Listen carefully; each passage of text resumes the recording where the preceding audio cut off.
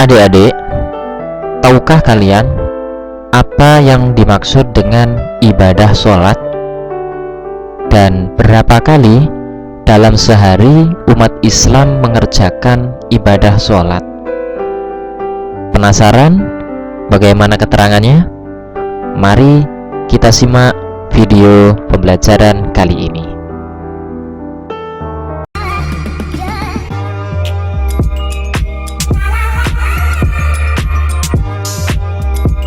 Assalamualaikum warahmatullahi wabarakatuh. Jumpa kembali dengan saya di channel Muhammad Ridwan Junaidi. Pada video pembelajaran kali ini kita akan belajar lagi materi pendidikan agama Islam dan budi pekerti, yakni tentang mari melaksanakan sholat pada pelajaran 4 LKS PAI kelas 4. Nah, namun seperti biasa sebelum kita memulai pelajaran pada hari ini, kita membaca doa terlebih dahulu agar diberi kemudahan dalam memahami pelajaran. Bismillahirrahmanirrahim. Raditu billahi rabba wa bil islami dina wa bi muhammadin nabiyya wa rasulah. Rabbi zidni ilma warzuqni fahma. Amin ya rabbal alamin. Dan kali ini adalah yang pertama tentang keutamaan sholat. Kemudian yang nomor 2 ada syarat sah dan wajibnya sholat. Kemudian yang nomor 3 ada faedah sholat. Untuk itu mari kita simak videonya sampai akhir. Perintah sholat fardu diterima oleh baginda Nabi Muhammad SAW pada waktu Isra Mi'raj. Setelah Nabi Muhammad SAW menerima perintah tersebut, kaum muslimin wajib mengerjakan sholat wajib 5 kali sehari. Sholat itu dikerjakan pada waktu yang telah ditentukan. Sholat juga merupakan ungkapan syukur kita kepada Allah Subhanahu wa Ta'ala, karena kita sudah diberi banyak kenikmatan. Setiap manusia pasti pernah melakukan dosa. Jika ingin dosa kita diampuni Allah, kita harus beristighfar dan memperbanyak ibadah. Salah satu ibadah tersebut adalah sholat. Sholat dapat mengurangi dosa kita sekaligus menambah pahala kita. Oleh karena itu, jangan pernah meninggalkan sholat fardu. Nah, adik-adik, untuk keutamaan sholat adalah sebagai berikut ini. Yang pertama adalah menjadi pondasi utama tegaknya agama Islam. Jadi Rasulullah SAW pernah bersabda, sholat adalah tiang agama. Barang siapa yang mengerjakan berarti ia menegakkan agama, dan barang siapa yang meninggalkannya berarti ia meruntuhkan agamanya. Hadis riwayat Baihaqi. Kemudian keutamaan sholat yang nomor 2 adalah menjadi tabir atau pembatas antara orang yang beriman dan orang yang kafir. Karena Rasulullah bersabda dalam hadisnya yang bunyinya, batas antara hamba dan kekufuran adalah meninggalkan sholat. Hadis riwayat Tirmidzi dan Abu Daud. Kemudian keutamaan yang nomor 3 adalah sholat menjadi amal yang pertama kali dihisab oleh Allah.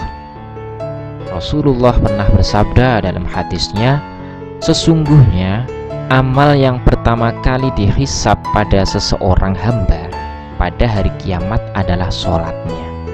Maka jika sholatnya baik, sungguh ia telah beruntung dan berhasil. Dan jika sholatnya rusak, sungguh ia telah gagal dan rugi. Hadis riwayat Tirmidzi dan An-Nasai. Kemudian keutamaan sholat selanjutnya adalah sholat dapat mencegah perbuatan keji dan mungkar. Yang nomor 5, sholat menjadi sarana mendapatkan pertolongan Allah Subhanahu wa Ta'ala. Yang nomor 6, sholat dapat menghapus kesalahan dan menghilangkan keburukan. Kemudian kita akan bahas tentang syarat sah sholat dan syarat wajib sholat. Ya, syarat sahnya sholat ada apa saja? Yakni suci dari hadas dan najis, menghadap kiblat, menutup aurat, badan, pakaian, dan tempat harus suci dari hadas dan najis. Yang terakhir, telah masuk waktunya sholat. Kemudian yang syarat wajibnya sholat harus beragama Islam, kemudian harus berakal sehat atau tidak dalam keadaan gila, atau tidak dalam keadaan pingsan, atau tidak dalam keadaan tidur. Ya, jadi mempunyai akal yang sempurna, fresh. Kemudian balik atau dewasa. Kemudian suci dari hadas dan najis. Nah, kemudian untuk faedah-faedahnya sholat apa saja, manfaatnya sholat itu apa saja, adik-adik? Oke, yang nomor 1 ada melatih kebersamaan dengan teman. Maksudnya bagaimana? Maksudnya adalah sholat itu lebih utama jika dilaksanakan secara berjamaah, karena pahalanya dilipat gandakan oleh Allah. Orang-orang yang sholat berjamaah akan mendapatkan pahala berapa? 27 derajat. Sedangkan jika melaksanakan sholat sendirian hanya mendapatkan pahala 1 derajat. Dalam sholat berjamaah, semua jamaah menunjukkan kebersamaan. Jadi kebersamaan dalam sholat harus dipraktekkan dalam kehidupan sehari-hari. Misalnya ketika upacara sekolah, semua siswa harus menunjukkan kebersamaan. Barisan upacara harus rapi. Semua gerakan mengikuti perintah komandan upacara. Kemudian yang nomor 2, manfaatnya adalah patuh dan taat kepada pimpinan. Sholat berjamaah, maksudnya begini, sholat berjamaah menumbuhkan sikap patuh dan taat kepada pimpinan. Dalam kehidupan sehari-hari, kita juga harus menerapkan sikap tersebut. Di kelas misalnya, selalu ada ketua kelas yang dipilih berdasarkan musyawarah. Ketua kelas ibarat imamnya sholat.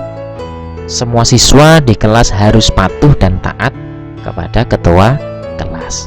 Jika ketua kelas membagi piket, semua siswa harus menaatinya, harus taat.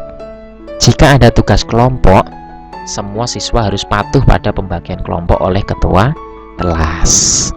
Kemudian manfaatnya yang nomor 3 adalah menerima nasihat kebaikan.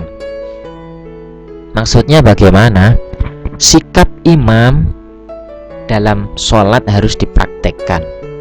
Jika ada teman yang salah, kita wajib menasihatinya, ya, dengan kebenaran.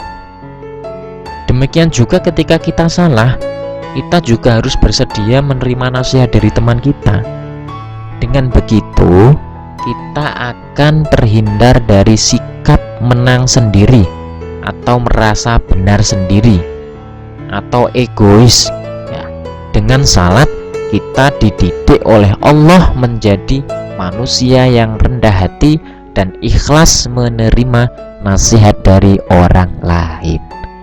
Kemudian yang nomor 4 adalah terbiasa tolong menolong. Maksudnya apa? Sholat artinya adalah doa. Semua bacaan dalam sholat merupakan doa yang kita panjatkan kepada Allah. Doa tersebut tidak hanya untuk kita diri sendiri, tetapi juga untuk kebaikan sesama muslim. Artinya setiap sholat kita sudah mendoakan saudara-saudara kita yang muslim dimanapun mereka berada. Mendoakan orang lain sama artinya dengan tolong menolong. Kemudian faedah yang nomor 5 adalah memiliki sikap disiplin. Maksudnya seorang sahabat pernah bertanya kepada Nabi Muhammad, "Wahai Nabi, apakah sholat yang paling utama?" Kemudian Nabi Muhammad menjawab, "Sholat yang paling utama adalah sholat yang dilaksanakan di awal waktu." Nah, hal ini berarti setiap muslim itu harus disiplin dalam melaksanakan sholat. Jika kita disiplin dalam sholat, insya Allah sikap disiplin akan terbentuk dalam diri kita dalam menjalankan apapun. Nah, baik, cukup itu saja materi dari saya. Apabila ada kurang lebihnya, mohon maaf yang sebesar-besarnya. Dan akhirnya, bagi kalian yang belum subscribe, ya, tekan tombol subscribe agar terus mengikuti video-video terupdate dari saya. Sekian, wassalamualaikum warahmatullahi wabarakatuh.